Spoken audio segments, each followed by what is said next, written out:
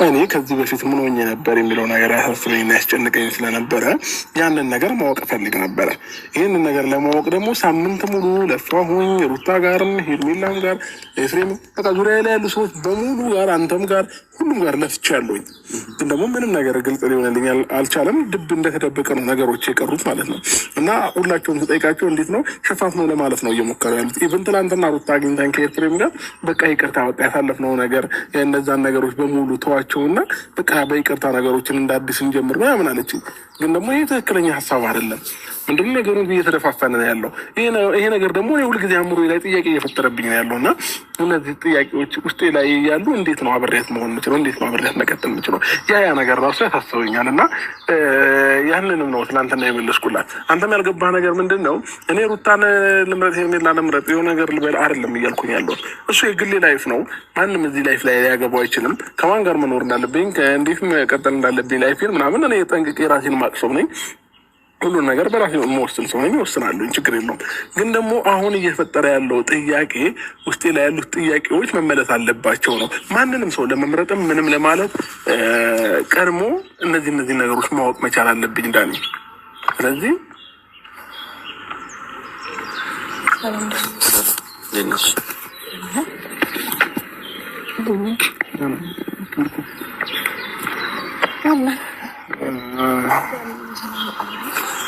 አዎ አመሰግናለሁ ስለመጣሽ ሩታ። አብርሃም አልጨረስኩም እንዳንኝ እያወራ ነበረና ከቻልሽ አንድ ጊዜ ሩታ ለውስጥ ለአምስት ደቂቃ እንዳ እያወራሁ ስለሆነ አውርቼ ስጨርስ ትመጪያለሽ። ጭራሽ አብርሽ ሩታን ከካሜራ ውጪ ብሎ አስወጣት። አብርሽ እንዴት እያረገ ነው? ጌታዊ ድረስልኝ። ጉድበል ጎንደር ኧረ በለው ዳኒ። ከዚህ በኋላ አብርሽ ምፍረውሺ ዋ ጋይስ፣ አብርሽ ያስፈራል የእውነት። እንዲህ መሆን ይቻላል እንዴ ጋይስ? ኧረ በለው ፀጉር ማስተካከል። ጭራሽ ከማን ጋር ነው መዋል የጀመርከው ወንድሜ?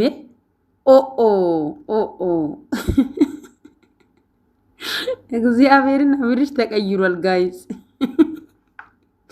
ወይኔ ጭራሽ ሩታን ዛሬ ከካሜራ ውጪ ብሎ አስወጣት። በለው ወይኔ በላቸው እና ዛሬ ልክ ነው እየተናገረ ያለው ለዳኒም። ዳኒ ደግሞ አውቆ እነሱን ለማገናኘት ነው ያሰበው። ነገር ግን አብርሽ ሀቢብቲ ሩታ አይሸወድን ከዚህ በኋላ። አዎ እውነታው ያለው ከማ ጋር ነው? መድኃኒዓለም ያውቃል።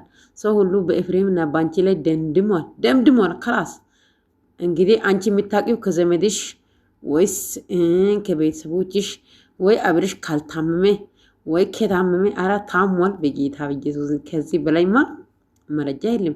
በዚህ ልክ ደረጃ ካፌ ላይ ቁጭ አድርጎ እኛ ካፌ ደርሰን እንመጣለን ብሎ እየሄዱ አልነበሩም? ስለዚህ ታሟል።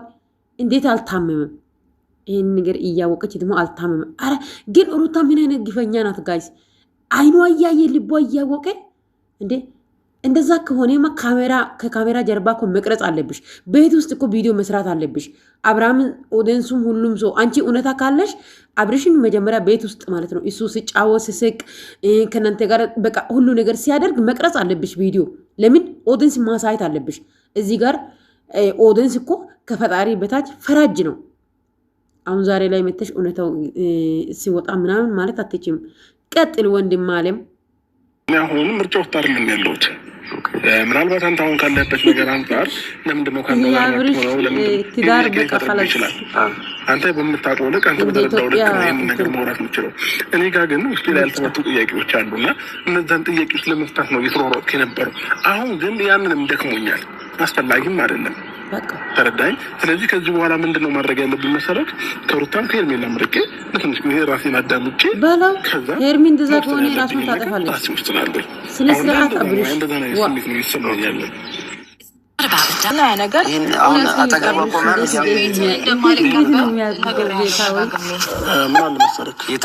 ካልተቀበለች እኔ ምንም ማድረግ አልችልም። የሆነ ነገር ማመን ካልፈለገ የሆነ ሰው በግድ የምታሳምነው ነገር አይኖርም። ሩታም ለምሳሌ አንተ ነህ ብላ ውስጧ ላይ ከደመደመች እሷንም ማስጨነቅ አይጠበቅብም። በቃ እውነታው ፈጣሪ ይፍታው። አሁን ላይ እኔ ምንድነው የወሰንኩት በቃ መጀመሪያ ማወቅ ፈልጋለሁ እያልኩኝ ነበረ። አሁን በቃ ቀረ። በቃ ማንም አይንገረኝ ከፈለገ ግን ደግሞ የሆነ ቀን ሁሉም ነገር መውጣቱ አይቀርም። ያኔ ግን ያደረገው ሰው ያፍራል። ተረዳኝ። ዛሬ ላይ ግን የእነሱን እንደዚህ ያድርጉልኝ እንደዚህ ንገሩኝ ምናምን እያልኩ እነሱ ጋር ጭቅጭቅ ከምፈጥር ራሴን ማሸሽን መርጫለሁ። ስለዚህ አሁን ሩታ ምንም ነገር ብትላት ምንም ልታምንላት አትችልም። ምንም ልትነግራትም ምንም ልትቀበል አትችልም በዚህ ታይም ማለት ነው። ተረዳኝ። በቃ ችግር የለውም። ለማንኛውም ለሁለት ቀን የሚሆን ለሶስት ቀን ከከተማ ትንሽ ወጣ ላለሁኝ ልጄን አደራ ከአንቺ ጋር ይሁን። ምን አይነት መንገድ ምን ነገር የሚያስፈልገው ነገር ካለ ደውይልኝ። መልካም ጊዜ ይሁንላችሁ። አይ አብርሽ አብርሽ አልተቻለም፣ ጋይስ አልተቻለም። በለው በለው በለው። ግን ነገሩ እንዴት ነው ቤተሰብ? እንዴት ነው? ሩታ ትላንትና ተንበርክካ ይቅርታ ስጠይቅ ትቷት ነው የሄደው። የሩታ ፍቅር ይለያል እንዴ ጋይስ? ወይ አሁንም ተንኮል አስባለች? ልታለቅስ እኮ ትንሽ ነው የቀረው፣ ትንሽ። አሁን ካሜራ ዝቅ ካለ በኋላ ትከታተሏለች፣ መቼም አትለቀውም። ጉድ ብል ጎንደር። እሱን ደግሞ የትም አይሄድም። ቡታጅራ ልትሄድ ነው እንዳንተ ሰውዬው።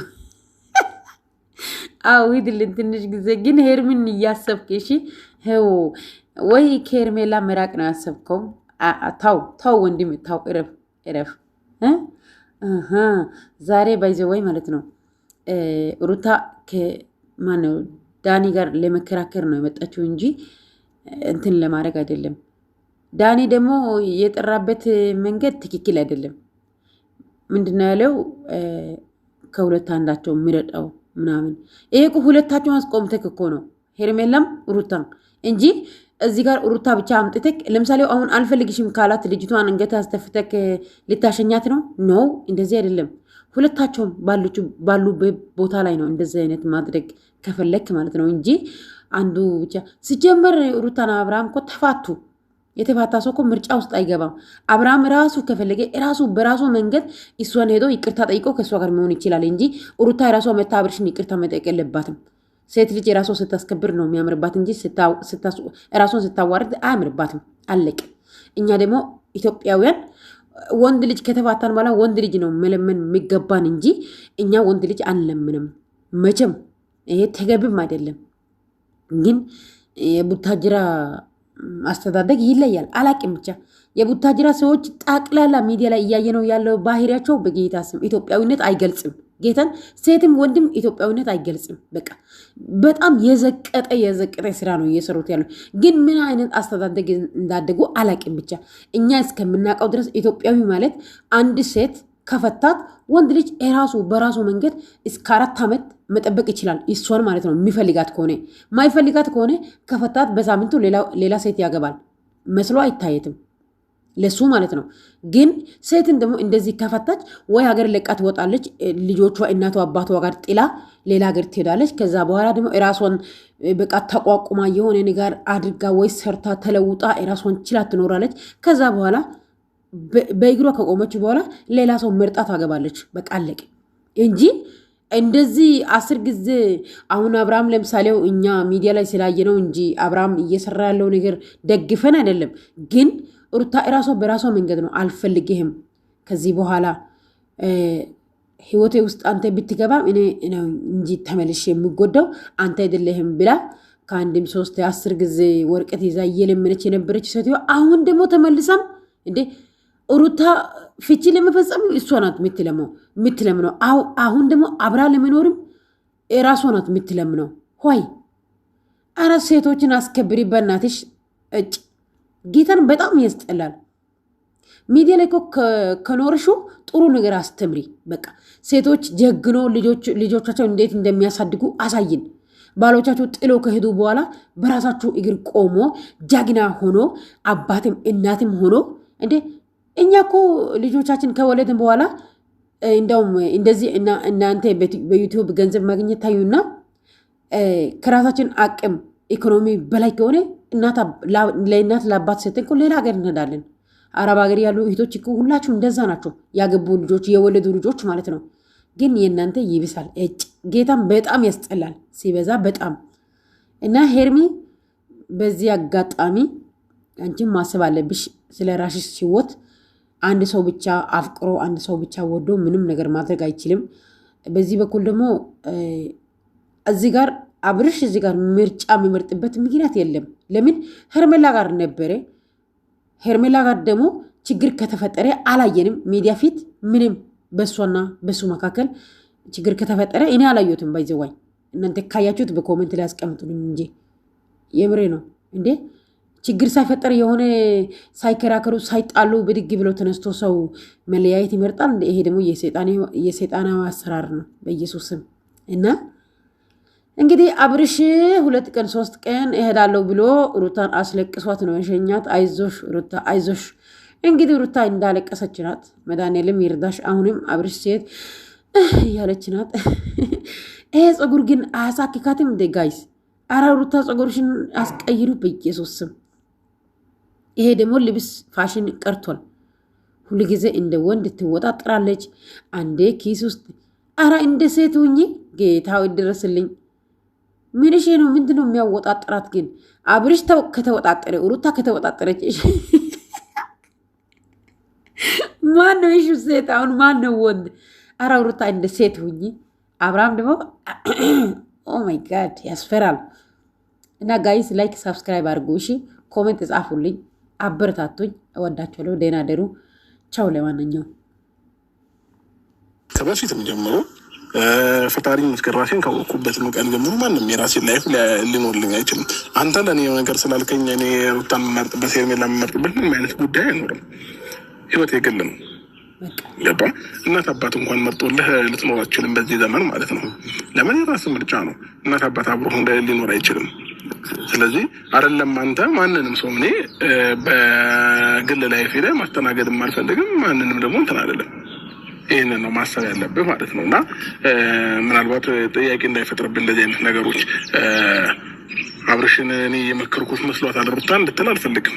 ምናልባት ይህንን አስተሳሰብ እሷ ጋር ካለ እንግዲህ የራሷ ነው።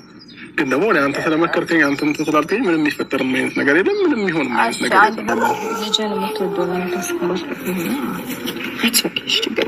የለም። ሁሉም ነገር ሩታ በልጇ ነው የምታሳብበው። በኢየሱስ ስም አልቆይም። 2 ቀን ወይ 3 ቀን ነው እረፍት ማድረግ ስለፈለኩኝ ነው። እመለሳለሁ። ሀሳቤን አገኘሽ?